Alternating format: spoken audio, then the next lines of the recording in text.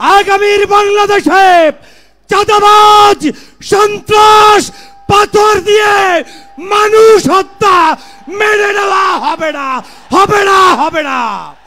প্রিয় সংগ্রামী যোদ্ধা ভাইয়েরা, আপনাদেরকে স্মরণ করিয়ে দিতে চাই 2013 সালে নিজামী, সাইদি, মুজাহিদ, কাদের মোল্লা, আলী হাসান সহ যাদেরকে হত্যা করা হয়েছে তার রক্তের নজরানা দেওয়ার জন্য সমগ্র ঢাকার অলিতে গলিতে সকল মানুষ আজ বিস্তার করছে, ঠিক কিনা বলো? নারায়ে তাকবীর, নারায়ে তাকবীর। অতএব সেই রক্তের জবাব দিতে হবে। সেই রক্তের জবাব দিতে হলে ব্যালট বিপ্লবের মাধ্যমে আগামী দিনে ঐক্যবদ্ধ বাংলাদেশ গড়তে কারা কারা রাজি আছো? নারায়ে তাকবীর, নারায়ে তাকবীর। প্রিয় যোদ্ধা ভাইয়েরা, নতুন করে নাটক শুরু করেছে অনেকে। রাজাকার রাজাকার ট্যাগ লাগানোর দিন শেষ হয়ে গিয়েছে। বাংলাদেশে এখন থেকে স্বাধীনতার 54 বছর পরে যারা এই রাজাকার শব্দ উচ্চারণ করে ইসলামী ঐতিহ্যকে ধ্বংসের ষড়যন্ত্র করবে, তাদের দাঁত ভাঙা জবাব দেওয়ার জন্য সবাইকে প্রস্তুত থাকতে হবে। আগামীর বাংলাদেশ কলেমার বাংলাদেশ, আগামীর বাংলাদেশ ইসলামের বাংলাদেশ। মাহজাব চিনি না, আলেম ওলামাদের মধ্যে বৈষম্য দেখতে চাই না। বাংলাদেশের সমগ্র রাজনৈতিক ঐক্য করতে হবে দেশ বিনির্মাণের জন্য। সেই উদাত্ত আহ্বান জানিয়ে জামাতের নেতৃবৃন্দকে আমাকে এখানে সুযোগ দেওয়ার জন্য ধন্যবাদ জানিয়ে বক্তব্য শেষ করছি। আল্লাহ হাফেজ।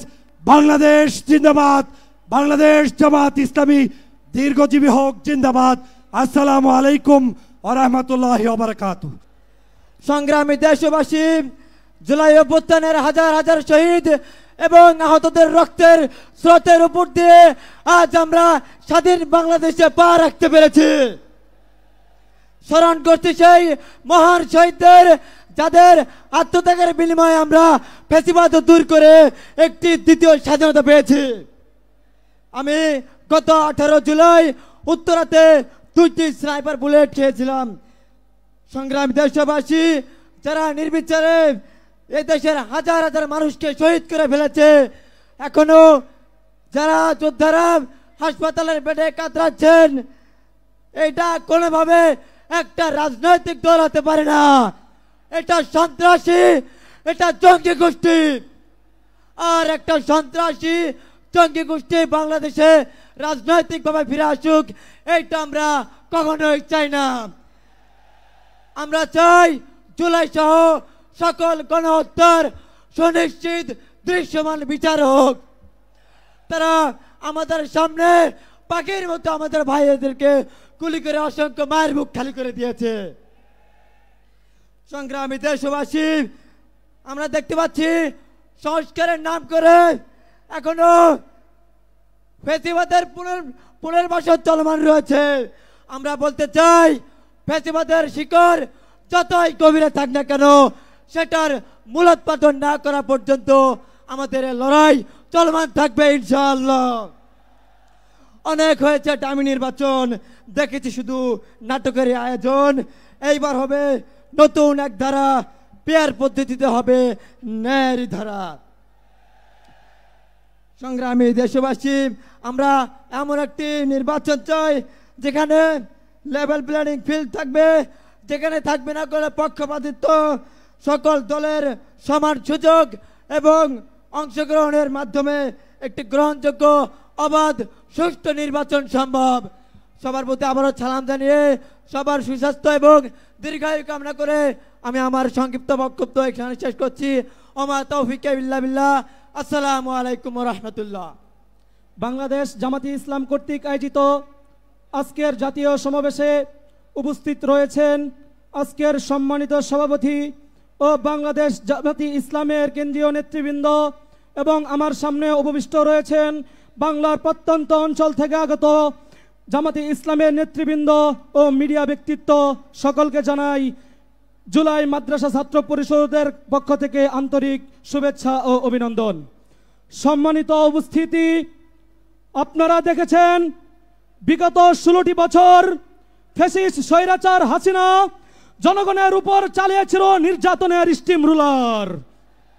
শুধু তাই নয়, 2013 সালে হেফাজতের আন্দোলনে 5 মে শাপলা চত্বরে রাতের ঘন আধারে আমার কওমি মাদ্রাসার ছাত্র ভাইদেরকে তারা গণ হত্যা চালিয়েছে ফ্যাসিস্ট স্বৈরাচার হাসিনার মাধ্যমে।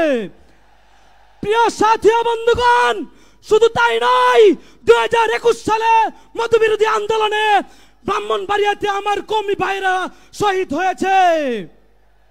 সম্মানিত উপস্থিতি, গত 1 বছর পূর্বে 2024 সালের জুলাই আমাদের ইতিহাসের স্বর্ণাক্ষরে লেখা থাকবে, যেখানে আমাদের দেশের প্রত্যেকটি মানুষ নির্যাতিত হয়েছে। স্কুল কলেজ ভার্সিটির সাথে আমাদের কওমি মাদ্রাসার ছাত্ররা ছিল ঐক্যবদ্ধ। যেমন এভাবে স্কুল কলেজ ভার্সিটির ছাত্ররা আক্রমণিত হয়েছে ফ্যাসিস্ট হাসিনার কাছে, আমাদের কওমি মাদ্রাসার ছাত্ররাও কোনোভাবে কম যায়নি। আমি নিজে 18 জুলাই উত্তরা বিএনএস সেন্টারে গুলিবিদ্ধ হয়েছি। আমার চেহারা টিয়ার সেল গেছে পুড়ে গিয়েছিল, তাও আমরা পিছপা হইনি। আমাদের কওমি মাদ্রাসার শতাধিক ছাত্র শহীদ হয়েছে সেই জুলাই আন্দোলনে। শুধু তাই নয়, অগণিত ছাত্র আহত হয়েছে, কিন্তু আদৌ পর্যন্ত আমাদের কওমি মাদ্রাসার অবদানকে জাতির সামনে তুলে ধরা হচ্ছে না সুস্পষ্টভাবে। আমি স্পষ্টভাবে বলে দিতে চাই, আমাদের কওমি মাদ্রাসার অবদানকে যদি কেউ লুণ্ঠন করতে চাই, তাহলে আমরা আবারও আরেকটি গণ অভ্যুত্থান করে তুলব ইনশাআল্লাহ। আসসালামু আলাইকুম ওয়া রাহমাতুল্লাহি ওয়া বারাকাতুহু।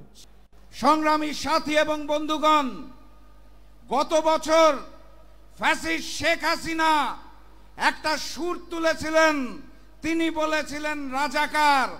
সেই এক আন্দোলনে দিল্লির তিলকওয়ালি মুখ্যমন্ত্রী ফ্যাসিস্ট শেখ হাসিনাকে বাংলা ছেড়ে দিল্লি পালিয়ে যেতে হয়েছে। নতুন করে আবার রাজাকার শব্দটা উত্থাপন করা হচ্ছে।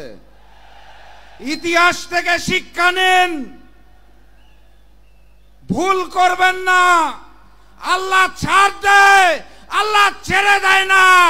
নতুন করে আওয়ামী লীগের স্লোগান তুলে ধরবেন না, আপনাদেরও জনতা বাংলাদেশ থেকে বিতাড়িত করে দেবে। আগামীর বাংলাদেশে আমরা বৈষম্য দেখতে চাই না। আগামীর বাংলাদেশে আমরা ভারতীয় আধিপত্যবাদ দেখতে চাই না। আগামীর বাংলাদেশে আমরা চাঁদাবাজি এবং পাথর দিয়ে হত্যা দেখতে চাই না। সংগ্রামী সাথী এবং বন্ধুগণ, বাংলাদেশ জামাত ইসলামী থেকে যে 7টি দাবি দেওয়া হয়েছে, পিআর পদ্ধতিতে নির্বাচন সহ প্রবাসীদের ভোট, সকল দাবির প্রতি জাতীয় গণতান্ত্রিক পার্টি জাগপার পক্ষ থেকে সমর্থন ব্যক্ত করছি। একই সাথে সাথে নতুন 2টা দাবি উত্থাপন করছি। সাথে সাথে বাংলার মাটিতে গণহত্যাকারী আওয়ামী লীগের রাজনীতি চলবে না, চলতে দেওয়া হবে না ইনশাআল্লাহ। তাদের নিষিদ্ধ করতে হবে। সর্বশেষ দাবি, ওই যে ভারত থেকে পুশিন হচ্ছে, সীমান্তে হত্যা হচ্ছে, আমার দেশের ভোটের ফলাফল অতীতে ওখান থেকে নির্ধারণ হতো। একত্রিত হতে হবে, সকল মজলুম এক হবে। বাংলার মাটিতে ভারতীয় আধিপত্যবাদ এবং আগ্রাসনকে আমরা আর মেনে নেব না ইনশাআল্লাহ। 7 দাবির সাথে নতুন 2 দাবি ব্যক্ত করে আগামীর বাংলাদেশ হবে ইসলামের বাংলাদেশ, আগামীর বাংলাদেশ হবে কোরআনের বাংলাদেশ। এই আশাবাদ ব্যক্ত করে আজকের মতো বিদায় নিচ্ছি। নারায়ে তাকবীর, নারায়ে তাকবীর, নারায়ে তাকবীর। আবারও দেখা হবে, আবারও কথা হবে ইনশাআল্লাহ। বিজয়ের পথে যাত্রা শুরু, জীবন অথবা মৃত্যু। আসসালামু আলাইকুম।